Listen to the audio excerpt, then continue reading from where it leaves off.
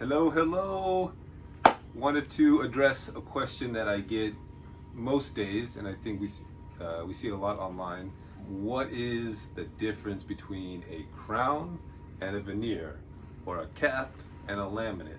And this can be a little confusing, especially with the advancements in porcelain.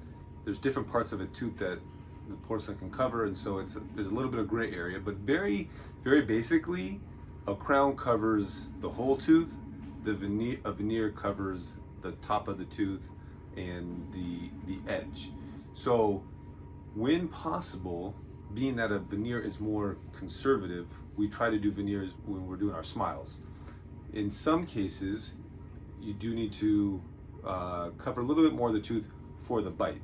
It's usually in the back, because the back teeth have more wear, and you need to make sure that things are touching properly in your bite. So crowns are usually more necessary in the back. Now, within the realm of a crown, there's crowns that go all the way down to the gum line, 360 circumferentially. We try to avoid those because to be able to, if you look at a crown, so actually I have one here, we can look at this case, but a crown has a certain thickness for strength. Now that thickness needs to come from somewhere, and it's usually taken away from the tooth. So, a crown is meant to help things. So if you're taking away tooth, and the more tooth you take away, the more you're harming the tooth. So we try to do the most minimally invasive crowns. Some will call that like a crown lay. It's like a onlay, which only covers more of the top, and more like a veneer lay, where it's covering the front and the top. So basically, you want to conserve and protect as much tooth structure as possible. Let's look at a couple cases here. These are ones that cases we've done that we haven't delivered yet. So this case, these are nice conservative veneers. So they only cover the front and the top of the tooth. The back of the tooth is fully intact. Now on the back teeth, these are veneers that cover the top of the tooth. They don't go all the way down to the gum, so I wouldn't call these crowns, but they're veneer lays or partial crowns. But the reason the top was covered was for the bite, because these top teeth are touching there, and so those needed protection. But we preserved as much of the tooth on the tongue side. Now this case is a combination of veneers and crowns, and these crowns do go all the way to the gum line.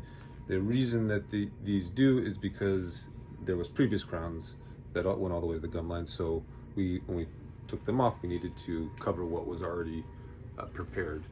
So, and one of these is also an implant, which needs to go all the way to the gum. So, when people ask, do my teeth need crowns? If they're virgin teeth, typically not.